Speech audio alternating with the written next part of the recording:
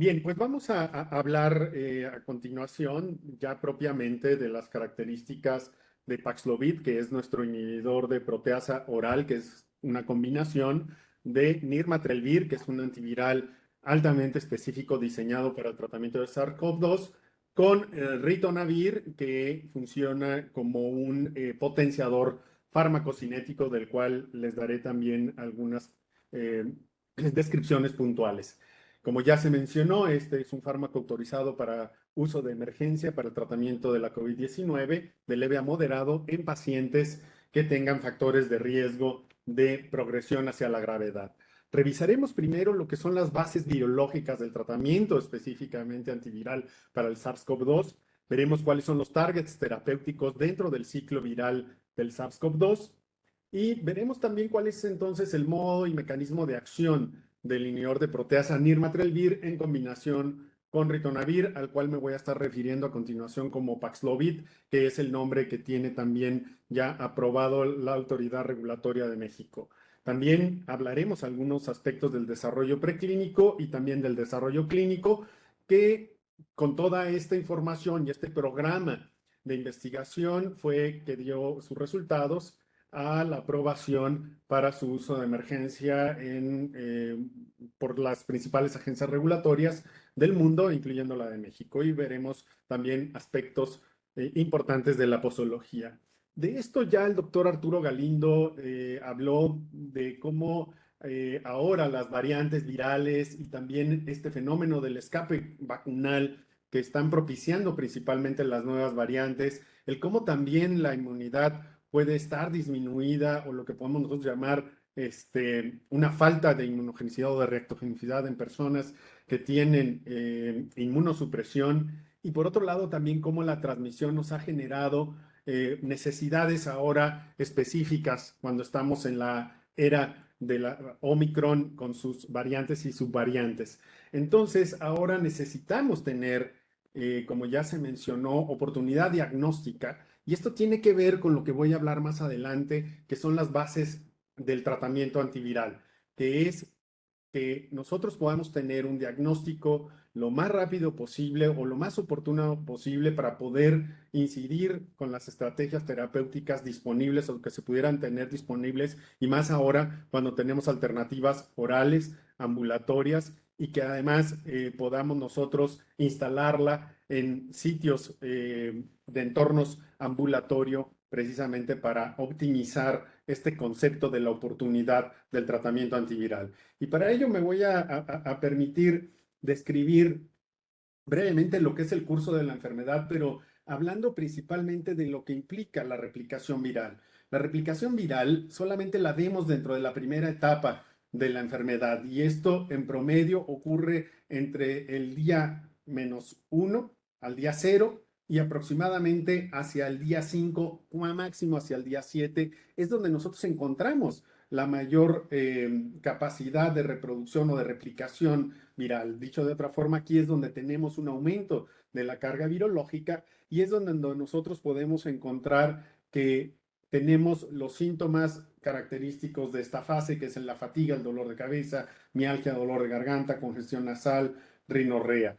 Es decir, la replicación viral ocurre de manera temprana en el curso de la enfermedad y esta va disminuyendo a medida que la respuesta inmune empieza a contener esta replicación. Por lo tanto, podemos inferir que en la medida en la cual nosotros podamos controlar la carga virológica, podemos nosotros estar disminuyendo dos factores principales. Uno, el daño citopático viral directo, la infección intercelular por sí misma y por otro lado también lo que sería la sobreexpresión de la respuesta inmune. Y esto es un principio básico de las enfermedades infecciosas. A mayor carga microbiológica, mayores mediadores de daño y por lo tanto mayor progresión hacia la gravedad.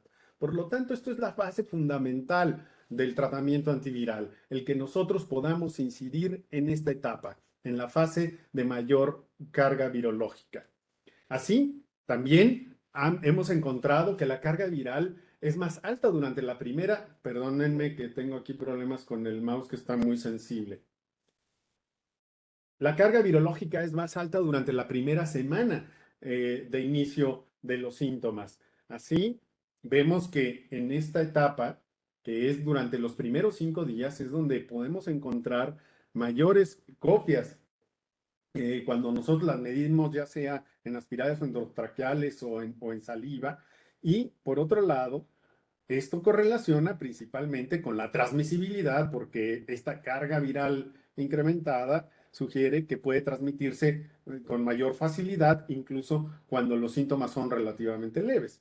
Por otro lado, también ha quedado muy claro que la edad es un determinante mayor para que esta, a través de lo que podemos inferir la inmunosenescencia, no sea óptimo el control de la carga virológica y por el otro lado también se ha asociado con una mayor carga viral máxima, sobre todo cuando estamos hablando en personas de 60 años o más. Esta gráfica ya la describió el doctor Arturo Galindo, no me voy a detener a ella, nada más quiero puntualizar que la actividad viral entonces ocurre en la primera etapa de la enfermedad y que esta esencialmente en promedio ocurre dentro de los primeros 5 días de inicio de síntomas. Por lo tanto, si nuestra meta terapéutica es reducir la carga virológica para poder controlar los medidores de daño, estaríamos enfocándonos que cualquier estrategia antiviral que se establezca tendrá que estar dirigida a esta primera etapa que podríamos denominar la etapa virósica o de mayor actividad viral. Las otras etapas ya las describió el doctor Arturo Galindo, así que las voy a pasar rápidamente. De tal manera que cuando nosotros estamos en estos primeros días de inicio de síntomas, es donde podemos nosotros incidir con las modalidades de tratamiento antiviral con el objetivo de reducir lo más rápido posible la carga viral. Y es así que por esta razón Paxlovid, Nirmatrelvir, Ritonavir está indicado para el tratamiento del SARS-CoV-2 de leve a moderado en personas que no requieren de oxígeno, porque este sería nuestro marcador principal de progresión hacia la gravedad, dentro de otros, pero por otro lado también en personas que tengan factores de riesgo para progresión a la gravedad y que se encuentren en esta primera etapa, dentro de los primeros 5 días de inicio de los síntomas. Bien, así ahora repasando lo que es el ciclo viral y los que serían las potenciales dianas terapéuticas dentro de este ciclo de vida viral, tenemos que recordar que la proteína espiga, ya también se mencionó y todos estamos familiarizados con ello, que esta proteína es la que establece el reconocimiento con los receptores de la enzima convertidora de angiotensina y que además esta es la que es susceptible de mayores mutaciones y que inclusive ha determinado las variantes virales que conocemos actualmente. Pues una vez que es reconocido entonces esta proteína espiga a través de los receptores y es internalizado, viene la liberación del RNA viral y aquí quiero puntualizar algo. Todo esto está ocurriendo de manera intracitosólica, es decir, la maquinaria transcripcional que utiliza de manera parásita, por decirlo así, el SARS-CoV-2, ocurre intracitosólico, no ocurre a nivel nuclear, a diferencia de lo que ocurre con otros virus, como por ejemplo VIH, o lo que ocurre, por ejemplo, con hepatitis C, o, por ejemplo, otros virus capaces de conformar latencia, como serían los herpes virus, de tal manera que esto hace de manera muy eficiente la replicación viral y por otro lado también grandes cantidades de viriones y por otro lado también esto explica en parte la capacidad de transmisibilidad que tiene. Entonces, una vez que se libera el RNA viral, empieza a utilizar a los ribosomas intracitosólicos para que empiece el primer paso conocido como traslación. Yo aquí de manera didáctica siempre digo, es como empezar a hacer una lectura del código de barras para empezar a producir lo que se conocen como proteínas funcionales. Y estas proteínas funcionales van a conformar de manera más adelante los complejos de replicación. Regresando aquí un poco, entonces viene esta producción de proteínas funcionales del propio virus y dentro de estas proteínas funcionales están dos poliproteínas, son cadenas de proteínas que relativamente son largas, y aquí están contenidas unas proteínas funcionales esenciales para el proceso de replicación conocidas como proteasas. Estas proteasas, de hecho, hay una que se ha descubierto desde el año 2013, en donde se empezó a estudiar a los coronavirus, particularmente derivado de la pandemia de SARS-CoV-1, en donde afortunadamente esta se limitó, pero se descubrió que estas proteasas, conocida como la 3L proteasa o proteína principal, de hecho me voy a referir a ella como la proteína M o proteína principal de manera indistinta, es esencial para hacer una escisión o edición, por decirlo así, de estas poliproteínas para que una vez disgregadas o escindidas, formen el complejo de replicación-transcripción. Y una vez formado el complejo replicación-transcripción, entonces sí viene ya ahora sí la replicación propiamente y posteriormente la reconformación y embalaje del virus y la salida del virus para continuar con la infección entonces intercelular. Entonces, ¿cuáles son los principales targets terapéuticos? Pues bueno, dentro de la unión y el reconocimiento, pues tenemos a los anticuerpos monoclonales que están dirigidos principalmente hacia la proteína espiga. El grave problema de los anticuerpos monoclonales es que derivado de esta capacidad de mutación que tiene los SARS-CoV-2, particularmente en esta estructura, pues hace que se pierda su efectividad rápidamente. Y así hemos visto pasar una cantidad importante de anticuerpos monoclonales que han perdido su efectividad. Algo similar pasa con el plasma convaleciente, además que no es nada sencillo el poder estar produciendo plasma convaleciente con una cantidad suficiente de anticuerpos neutralizantes para la proteína espiga. Por otro lado, este es el principio fundamental de las vacunas. Bien, el otro target terapéutico es precisamente este proceso de inhibir la proteólisis. La proteólisis es este paso que yo describí aquí, en donde están estas dos cadenas polipeptídicas que se formaron después de la traslación con estas proteínas proteínas funcionales, en donde se inhibimos a esta proteasa que es la encargada propiamente de la proteólisis, entonces vamos a evitar que se continúe el ciclo viral hacia adelante para la formación del complejo replicasa transcriptasa. Y es ahí donde actúa nirmatrelvir inhibiendo a esta proteasa, la 3L proteasa o la proteína M o la proteína principal. Hay otros modos, como por ejemplo sería aquí para prevenir la replicación del genoma viral, introduciendo análogos nucleótidos o de nucleósidos, como sería el caso de remdesivir o el caso también del molnupiravir. Bien, entonces, aquí ilustro cómo entonces el modo de acción de nirmatrelvir está dirigido a inhibir a la proteína principal o a la proteína M, evitando la proteólisis y que de esta manera entonces ya no se forma el complejo replicasa transcriptasa y es así que podemos nosotros contener la replicación viral y reducir la cantidad de viriones que pueda haber en una persona. Aquí esto es nada más para fines de refuerzo de lo que acabo yo de comentar, en donde esta proteasa es inhibida y bloqueada de manera altamente específica por parte de nirmatrelvir para evitar entonces que estas poliproteínas sean escindidas y que se forme posteriormente el complejo replicasa transcriptasa. Esta es una forma más bien esquemática de lo que acabo de decir. Aquí tenemos las dos poliproteínas, la PL-PRO que viene aquí o PP1A, la otra poliproteína, la PP1AB, y entonces lo que hace específicamente nirmatrelvir es bloquear esta proteasa para evitar que se escindan o se editen estas poliproteínas para que se forme más adelante el complejo replicasa transcriptasa. Esta es otra forma ya, digamos, completa del ciclo viral, en donde nirmatrelvir lo que hace es evitar la proteólisis para la formación replicasa transcriptasa y que posteriormente empiecen a formarse más viriones.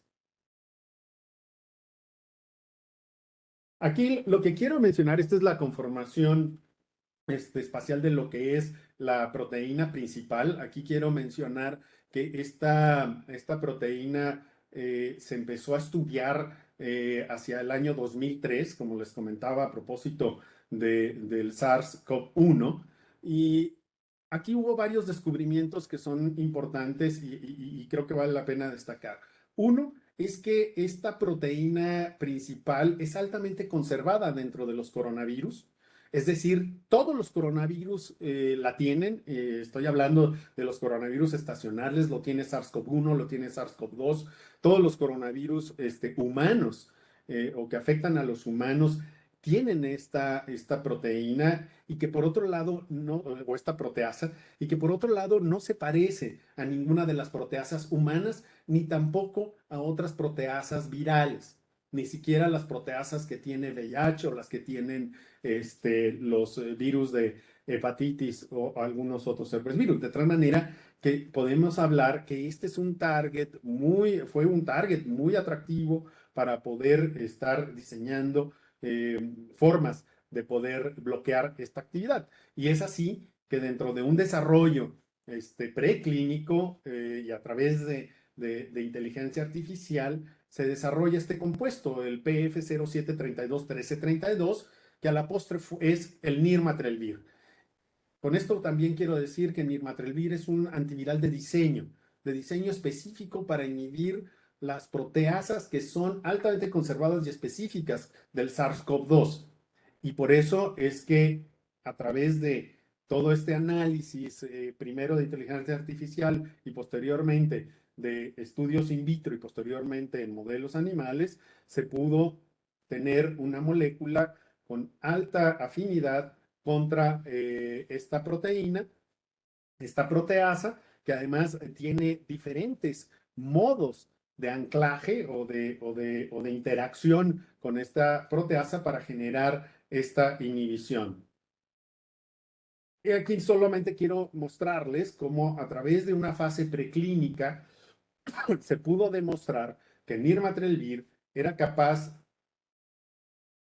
de disminuir rápidamente la carga virológica de estos coronavirus. Y aquí estamos hablando de SARS-CoV-1, de SARS-CoV-2, de los HK1, de MERS, es decir, su efecto antiviral se hace esta prueba de concepto preclínico en donde era capaz de inhibir y reducir la carga virológica en modelos in vitro y posteriormente también en modelos in vivo, en modelos experimentales. Aquí nada más quiero mostrarles cómo se pudo demostrar que un incremento en las dosis en estos modelos experimentales había una reducción de la carga virológica y que por otro lado también a través de la evaluación del daño o de los medidores de daño vistos histopatológicamente se pudo demostrar también que nirmatrelvir tenía esta capacidad de reducir la carga virológica y por lo tanto también limitar el daño. Aquí solamente quiero mostrar cómo a través de este modelo experimental se pudo mostrar que los modelos que recibían nirmatrelvir a dosis ascendentes, el daño citopático o el daño específico se podía limitar. Ahora, mencionamos que Paxlovid es la combinación de nirmatrelvir, que es el antiviral propiamente, con ritonavir. Ciertamente ritonavir es un antiviral que a ciertas concentraciones tiene efecto antiviral contra VIH. Pero aquí es muy importante señalar que ritonavir no tiene efecto antiviral contra el SARS-CoV-2. Lo que hace ritonavir, como también se ha utilizado en otras combinaciones con otros antivirales, como por ejemplo para VIH, es como un potenciador farmacocinético. ¿Qué quiero decir con esto? Que ritonavir no es activo contra el SARS-CoV-2 ni tampoco reconoce a la proteína principal, pero es un fuerte inhibidor del citocromo 3A4. Y es que nirmatrelvir, como otros inhibidores de proteasa, como por ejemplo el lopinavir o el saquinavir o el indinavir, que son inhibidores de proteasas para el virus de inmunodeficiencia humana, pues lo que hace es que estos inhibidores de proteasa son metabolizados por los citocromos 3A4. Por lo tanto, pueden ser eliminados rápidamente.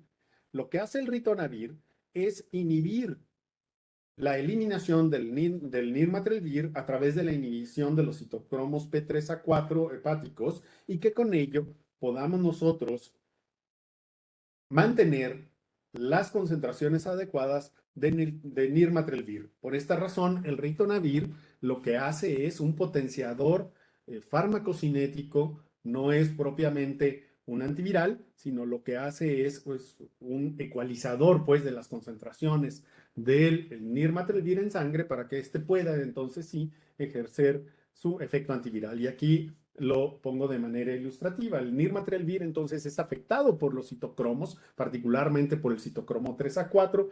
El ritonavir lo que hace es evitar que el nirmatrelvir sea metabolizado por los citocromos 3A4 y que con ello podamos nosotros garantizar niveles plasmáticos séricos de nirmatrelvir cuando éste se coadministra con ritonavir y que con ello entonces tengamos una adecuada biodisponibilidad de nirmatrelvir para que ejerza su mecanismo de acción.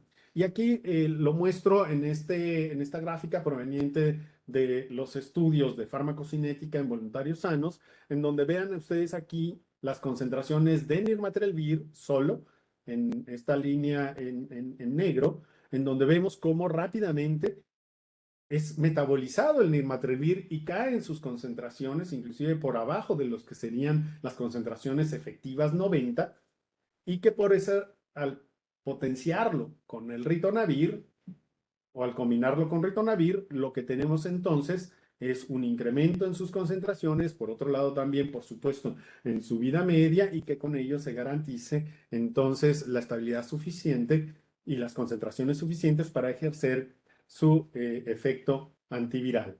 Algo muy importante de resaltar aquí es que las concentraciones que se utilizan de ritonavir son concentraciones muy bajas, son 100 miligramos cada 12 horas.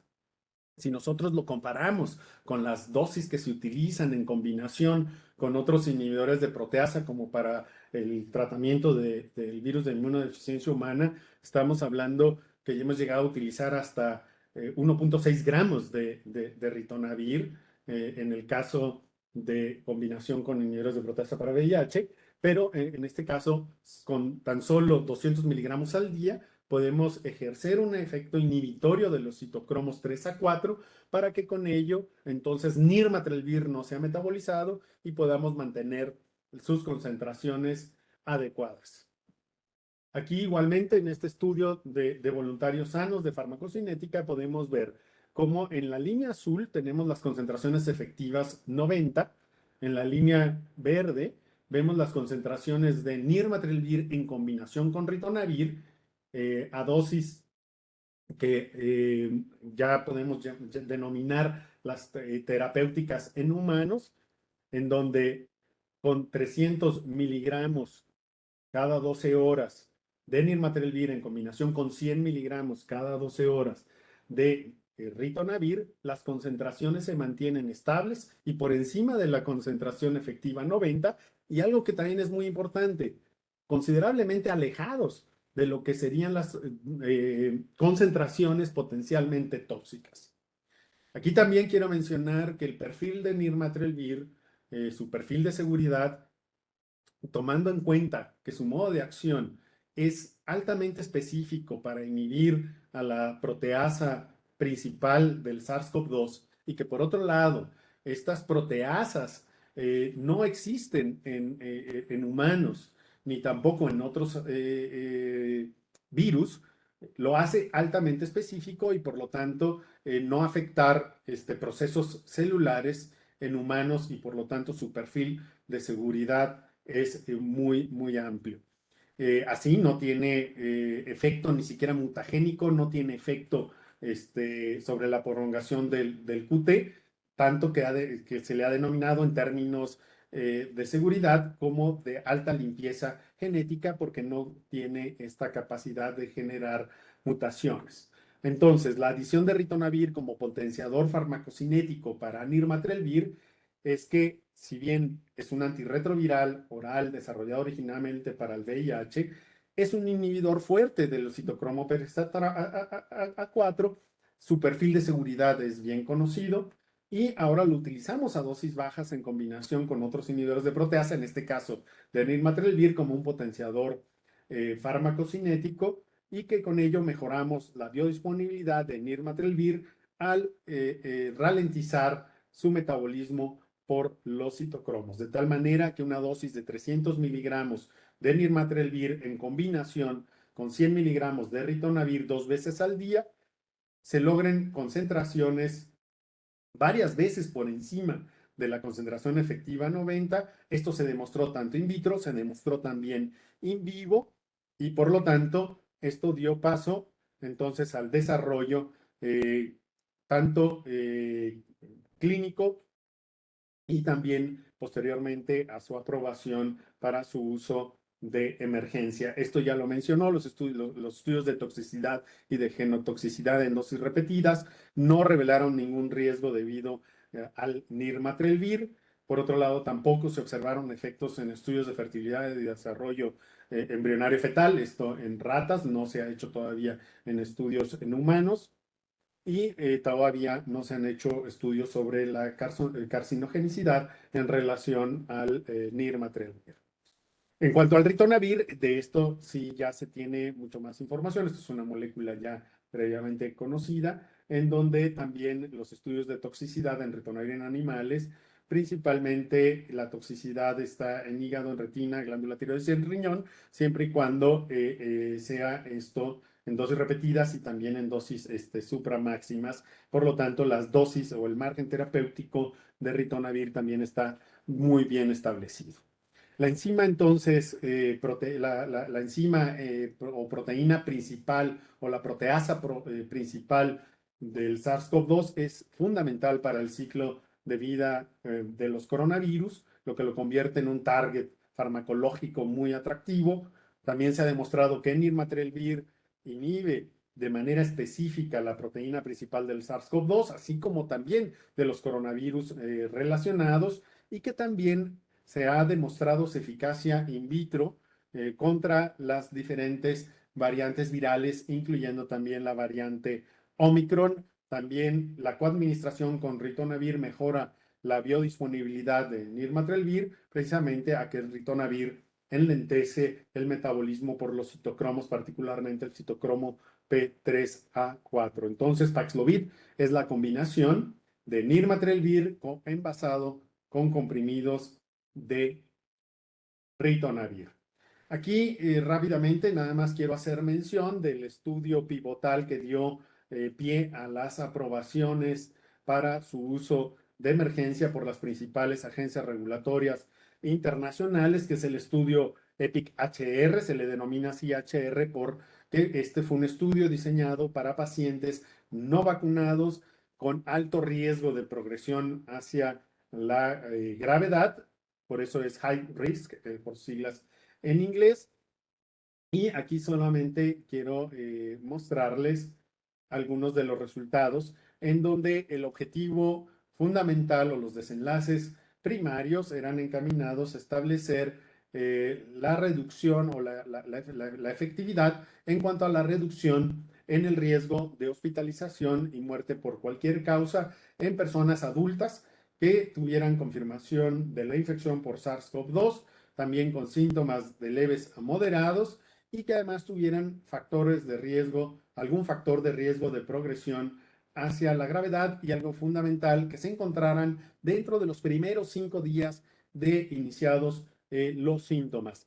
Así, la reducción en el riesgo relativo que se logró en el análisis completo en alrededor de 1,300 pacientes es que fue de cercano al 89%. Fue prácticamente del 89%. Si lo vemos en números absolutos, solamente hubo 5 hospitalizaciones en el grupo que recibió nirmatrelvir en combinación con ritonavir y versus 44 en personas que recibieron placebo. Esto fue un ensayo clínico controlado comparado contra placebo. Aquí también quiero resaltar que en el análisis de subgrupos, vean cómo en aquellas personas que tenían mayor riesgo de progresión hacia la gravedad, el impacto del nirmatrelvir con ritonavir fue todavía mucho más evidente. Aquí lo vemos en personas mayores de 65 años, personas que tenían mayor índice de masa corporal o que tuvieran mayor número de comorbilidades o que tuvieran también un estatus serológico de no presencia de anticuerpos neutralizantes contra el SARS-CoV-2, pues todos ellos se veía un impacto todavía mucho mayor en cuanto a la reducción en el riesgo relativo de hospitalización o muerte. Y aquí también lo que quiero mostrar es el perfil, el análisis de seguridad, en donde vemos que los eventos adversos que se presentaron durante el tratamiento, en su mayoría de intensidad leve, fueron similares entre los que recibieron el material ritonavir y los que recibieron placebo. Los eventos adversos graves inclusive fueron menores o fueron reportados en menor frecuencia en el grupo de nirmatrelvir ritonavir en comparación con el placebo y también en el número de eventos adversos que causaron la suspensión del tratamiento fueron menores en el grupo de nirmatrelvir ritonavir. Aquí la explicación que podemos dar a este comportamiento en el que se ven menor número de eventos adversos en el grupo de nirmatrelvir ritonavir es que muchos de los síntomas reportados por los pacientes como potenciales eventos adversos, pues están más bien relacionados a la enfermedad misma y que probablemente en personas que tomaron nirmatrelvir con ritonavir lo reportaron con menor frecuencia. Los eventos adversos reportados con mayor frecuencia fueron disgeusia, diarrea, entre otros. Entonces, también les había mencionado esta alta especificidad que tiene nirmatrelvir contra la proteína M, que es altamente conservada entre todos los coronavirus. Pues bueno, en estudios que se han hecho in vitro, se ha mostrado que tiene actividad contra todas las variantes virales, incluyendo las variantes Omicron como sus subvariantes. Y aquí solamente quiero mostrar cómo nirmatrelvir en todas estas variantes tiene actividad antiviral o es capaz de inhibir a su proteína M o su proteína principal y que además es capaz de reducir de manera efectiva la carga virológica.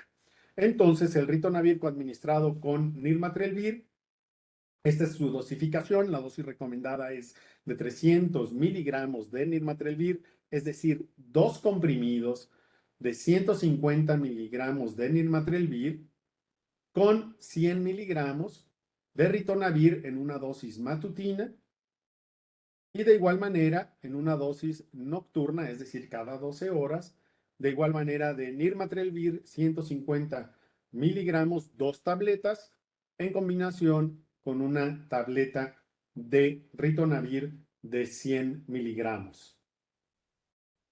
La dosis recomendada, nuevamente, aquí lo pongo de manera también ilustrativa, en donde nirmatrelvir viene en unos comprimidos de este color, es un color como anaranjadito, ¿sí? Con una tableta o un comprimido blanco de ritonavir, 150 miligramos cada comprimido de nirmatrelvir para administrar 2, para completar la dosis de 300 miligramos, y con una tableta de ritonavir en lo que sería la dosis matutina. Las tabletas hay que tomarlas las 3 al mismo tiempo y con la dosis correspondiente a las 12 horas o la dosis vespertino nocturna, igualmente con 2 comprimidos de nirmatrelvir con 1 de ritonavir. Es muy importante aquí resaltar que el tratamiento es de 5 días y que es muy importante iniciarlo en los primeros 5 días en los que se han iniciado los síntomas. Es decir, se debe de administrar tan pronto sea posible después de que se ha realizado el diagnóstico y que nos encontremos dentro de los primeros 5 días de iniciados los síntomas. Es muy importante terminar el ciclo de tratamiento y aquí esta es una recomendación que el paciente, si requiriese de hospitalización por COVID-19 grave o crítico, después de haber iniciado el tratamiento con nirmatrelvir, deberá de ser concluido. Esto se va también a mostrar más adelante. Estos son el blister, como ustedes lo van a encontrar en la caja de Paxlovid, en donde viene los dos comprimidos de Nirmatrelvir de 150 miligramos cada uno, con el comprimido de Ritonavir de 100 miligramos, lo que sería el componente matutino y lo que es el componente vespertino. Bien, hay que mencionar y también entender que el ritonavir tiene esta capacidad muy potente de inhibir a los citocromos. Y todos sabemos que los citocromos son fundamentales para el procesamiento de muchas sustancias y particularmente de muchos fármacos. Además, también esta inhibición de los citocromos, particularmente el citocromo P3A4, derivado de la inhibición ejercida por el ritonavir, es muy rápida. Es decir, en tan solo unas horas, nosotros podemos ya tener prácticamente un 80 o 90% de la inhibición de estos citocromos. Por lo tanto, aquellos fármacos que requieran ser eliminados o fármacos concomitantes que requieran ser eliminados por los citocromos 3 a 4, lógicamente podrán incrementarse también sus concentraciones. Y de es ahí donde es fundamental el que podamos nosotros revisar potenciales interacciones farmacológicas con fármacos concomitantes que el paciente pudiera estar tomando al momento en que nosotros vamos a prescribir Paxlovid, principalmente por el efecto del ritonavir que genera esta fuerte inhibición de los citocromos 3A4 y que por lo tanto puede aumentarnos las concentraciones plasmáticas de medicamentos que son metabolizados por estos citocromos. Ahora, me voy a ir a esta otra parte de aquí abajo a la derecha. También hay sustratos de los citocromos 3 a 4. ¿Esto qué quiere decir? Hay medicamentos que inducen la producción de los citocromos. Aquí voy a poner rápidamente un ejemplo. Más adelante la doctora Caro Nevares y también el doctor Fernando Silva nos van a ilustrar cómo es que funciona esto. Hay sustancias como por ejemplo la rifampicina. La rifampicina induce grandes cantidades de citocromos, que a pesar de que estemos dando un inhibidor como el ritonavir, estos citocromos pueden exceder la inhibición del ritonavir. ¿Esto qué quiere decir? Que si yo estoy dando rifampicina y estoy dando nirmatrelvir, estos citocromos van a eliminar rápidamente el nirmatrelvir y voy a perder el efecto. Eso es nada más como un ejemplo. Por otro lado, también los citocromos también se pueden inducir de la siguiente manera. O sea, por ejemplo, hay antiagregantes plaquetarios como el clopidogrel, que esta es una prodroga, ¿no? Y que esta prodroga tiene que ser desdoblada para que pueda entonces ejercer su efecto como antiagregante plaquetario. Pues lo que puede llegar a ocurrir es que se evite este desdoblamiento del clopidogrel y por lo tanto se puede evitar el efecto antiagregante plaquetario del clopidogrel. Esto es nada más como unos ejemplos de las potenciales interacciones farmacológicas. Ahora, sí es muy importante mencionar que la gran mayoría de estas potenciales interacciones son manejables y esto lo vamos a estar ilustrando y ejemplificando a lo largo de los siguientes ejercicios y también de lo que nos va a estar mostrando la doctora Nevares. Entonces, algo también importante, y esto ténganlo siempre presente para lo que vamos a estar hablando más adelante. La inhibición de los citocromos, como les comentaba, se presenta rápidamente después de que se ha iniciado el ritonavir y la máxima inhibición se presenta en las siguientes 48 horas. Pero al suspender el ritonavir, alrededor del 90% de esta inhibición se resuelve en los siguientes 3 días. ¿Por qué es importante saber esto? Porque si nosotros necesitamos reiniciar un medicamento que hemos suspendido por potencial interacción, ¿cuándo es que lo tenemos que reiniciar? 3 días después de que ha finalizado el tratamiento con Paxlovid. Les voy a poner un ejemplo muy característico. Las estatinas, que además es un fármaco relativamente frecuente su uso. Las estatinas, pues necesitan ser metabolizadas por los citocromos 3 a 4. Si nosotros estamos dando Paxlovid y al mismo tiempo estatinas, pues podríamos incrementar las concentraciones de estatinas y hacer evidentes sus efectos adversos de las estatinas. ¿Qué es lo que tendremos que hacer? Suspender las estatinas. Por suspenderlo durante 8 días, no va a haber ninguna complicación. Se suspende durante los 5 días del uso de Paxlovid más los 3 días adicionales en lo que se recuperan el efecto de los citocromos. Por esto es importante recordar que el efecto de los citocromos se recupera después del tercer día de que se ha suspendido el uso del ritonavir. Lo que también es muy importante recordar es que cuando utilizamos ritonavir por 5 días, es menos probable que sus propiedades de inducción sean de relevancia clínica cuando se utiliza, que como cuando se utiliza en forma crónica, como cuando ocurre su uso en pacientes para el tratamiento del VIH. Esto es nada más para ilustrar cómo, perdónenme, cómo el efecto inhibitorio del ritonavir de los citocromos se recupera después del tercer día de que se ha suspendido el ritonavir. Aquí vemos que se ha recuperado casi el 90% de la actividad de los citocromos. Por esta razón, se recomienda la reintroducción de los medicamentos que son metabolizados por los citocromos 3 a 4 después del tercer día de que se ha suspendido el uso del ritonavir. La posología ya la he descrito. Aquí solamente quiero puntualizar lo siguiente. El Paxlovid debe de administrarse tan pronto sea posible después de que se ha realizado el diagnóstico y estemos dentro de los 5 días de iniciados del tratamiento.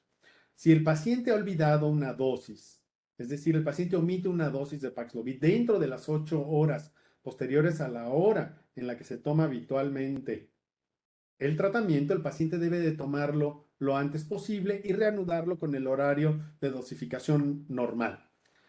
¿Qué quiero decir con esto? Que si el paciente omitió la dosis de las 8 de la mañana, pero digamos que estamos todavía alrededor de las 2 de la tarde, 1 de la tarde, el paciente puede tomarse esa dosis todavía. Tenemos un margen de 8 horas para que el paciente pueda tomar. Pero si ya pasamos de esas 8 horas, sí podemos tener efecto aditivo. Aquí es muy importante entonces decirle al paciente, ya no lo tome, no reponga la dosis que omitió, tome su dosis habitual a la hora que le toca su dosis vespertino-nocturna y apéguese al tratamiento y tome sus dosis subsecuentes tal y como se le ha prescrito. Esa es la recomendación. Es importante no duplicar la dosis para compensar una dosis olvidada, pero sí tenemos un margen de 8 horas para que el paciente pueda tomarse su dosis correspondiente a la cédula de horario. Bien, ahora en poblaciones especiales, de hecho por ahí vi la pregunta emergente, de manera más oportuna no podía ser. Sí, es muy importante, no es necesario ajustar la dosis en pacientes con insuficiencia renal leve, es decir, cuando se tengan tasas de filtración glomerular entre 60 y 90, pero en pacientes con insuficiencia renal moderada, es decir, tasas de filtración glomerular que se encuentre entre 30 y 60, la dosis de Paxlovid tiene que reducirse sobre todo más bien única y exclusivamente en el componente de nirmatrelvir y tiene que reducirse a la mitad. Es decir, en lugar de utilizar 300 miligramos cada 12 horas, tendremos que utilizar 150 miligramos cada 12 horas. No debe de utilizarse en pacientes con insuficiencia renal grave, es decir, en aquellos que estén ya en terapia sustitutiva o que estén por abajo de 30 mililitros por minuto. Y es muy importante que aquí el blister diario contiene 2 partes separadas, que contiene cada una 2 comprimidos de nirmatrelvir y un comprimido de ritonavir.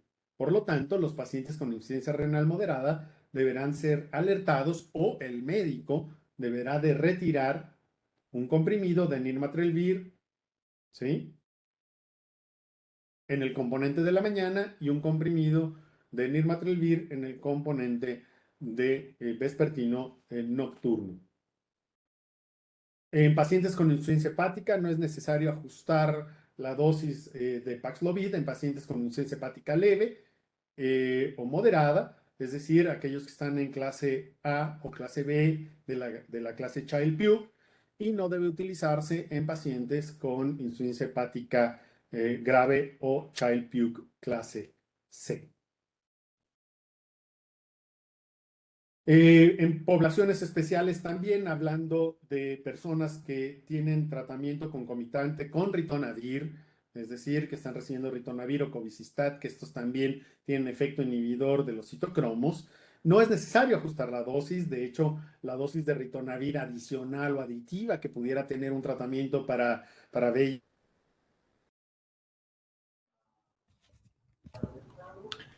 Dejamos de escuchar, no sé si... son menores, se pueden seguir utilizando. En pediatría no se ha establecido la seguridad de Dejamos eficacia de de Paxlovid en escuchar pacientes los menores últimos de 2 minutos. 18 años.